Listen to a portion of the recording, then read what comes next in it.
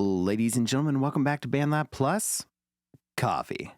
It's time to wake up, wind up, and queue up with another excellent track. I hope your week treated you well, and happy Friday. Today we've got Misstep by Death in a Can. So, if that's not the most brilliant ray of sunshine, I don't know what is.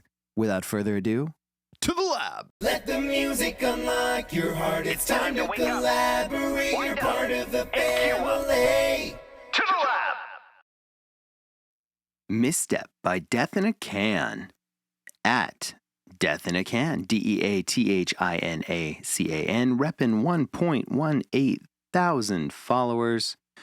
The song has 495 plays, and the description simply says, "Oh boy, it's tag spamming time." And then we get tags, and then it says, "This never works, so I don't know why I try." That's funny. I sometimes feel the same way about tags, but every once in a while, you get a good one, it takes you to great heights. So, without further ado, let's take a listen. Ooh, and it's forkable.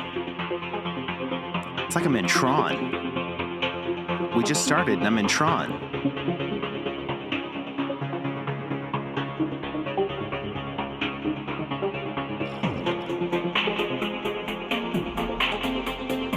I like those kind of watered down hits. As the synths become unfiltered, but the drums stay filtered, that's a really cool vibe. Yes. So much yes.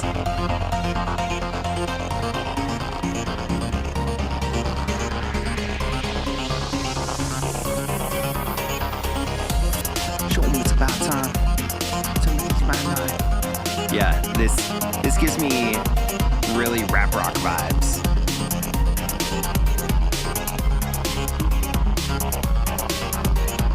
But like a Marvel or like some kind of TV or movie franchise, right?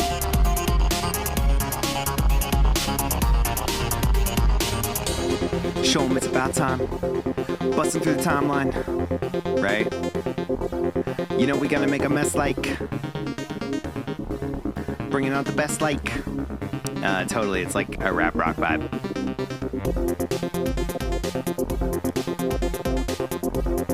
I feel like this is a sidechain synth, but I really love when people use this kind of synth. The and I don't know if we're tremoloing it, wahing it, sidechaining it, but it's one of my favorite synths. This is Tron right here.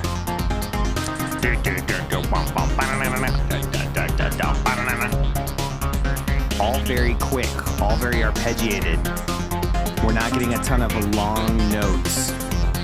This is keeping us tense and moving through the computer space. The digital domain.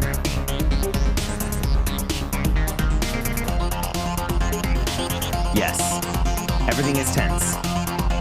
It does really remind me of a misstep. One misstep, and you're a goner.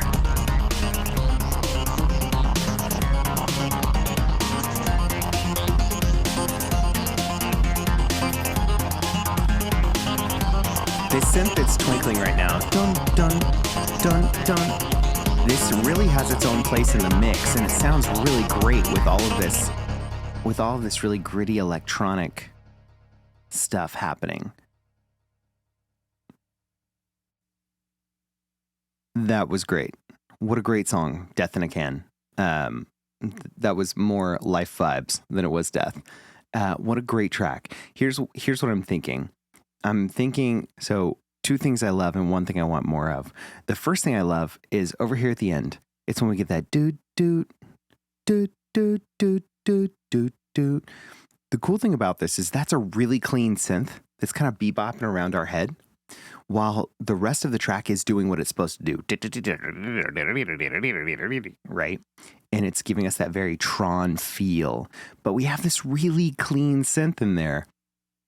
And I'm not sure what Death in a Can wanted to represent with that, but to me, that's the difference between the misstep and the correct step. And it's tense, it's a vibe, it's also a little bit hope bringing because this clean synth is cutting through all of this gritty stuff. So I love that. First thing I love is that synth. And I believe it's right around here.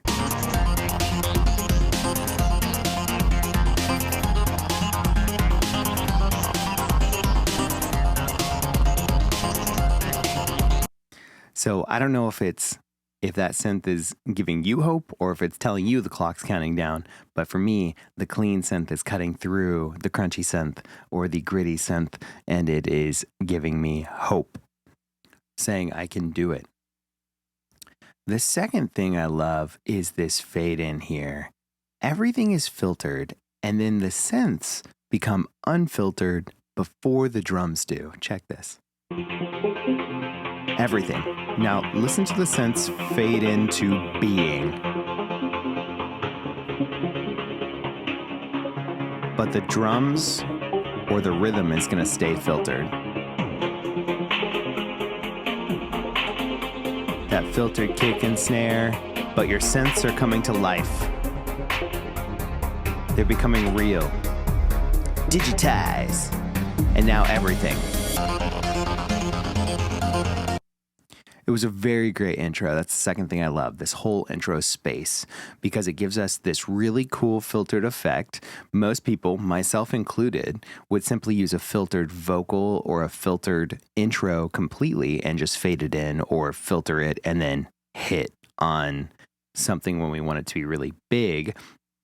However, the way that Death in a Can has done this here is by filtering the synths in and letting them have full use of the EQ spectrum or the sound spectrum, and then keeping the drums crushed and filtered, you get this sense of a world expanding in the intro. Everything's expanding, and then right when it needs to, it becomes realized. What a cool way to start a track. I mean, that's 30 seconds right there. Most people don't make it 30 seconds when they listen to a song. It's the sad truth. We aren't very good at giving people a shot.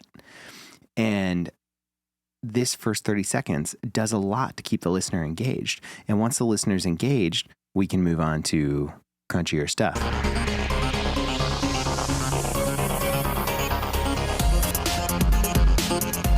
With that really nice break beat and everything regarding that track. And at 2:51, this track doesn't overstay its welcome.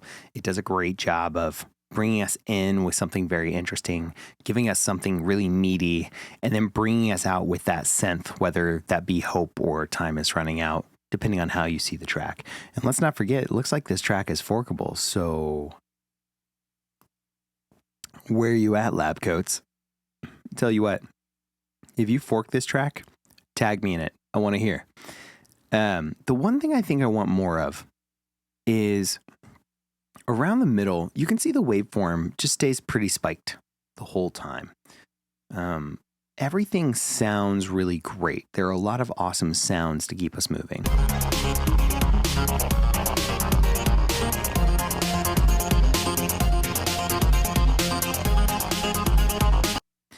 And the clean synth is doing all of the moving in the melody. It's kind of the only melody line that we have that's not, and I'm going to get this wrong, so I apologize. That's not very dubstep sounding, breakbeat sounding. And so what I would love to see is I would love to see a melody line that is more of like a rounded off laser, almost.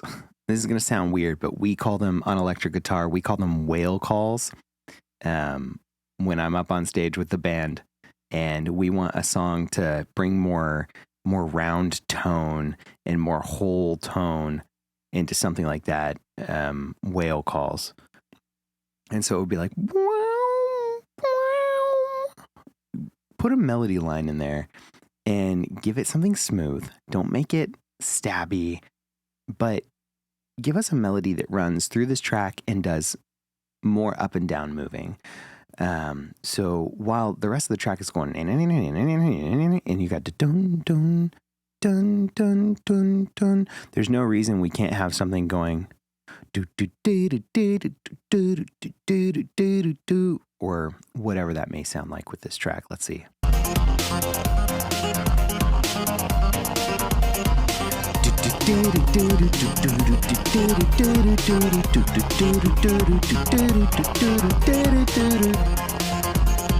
Right. So if you put a melody line through there, you're essentially giving, you have this really great canvas for someone else to paint with and maybe add one.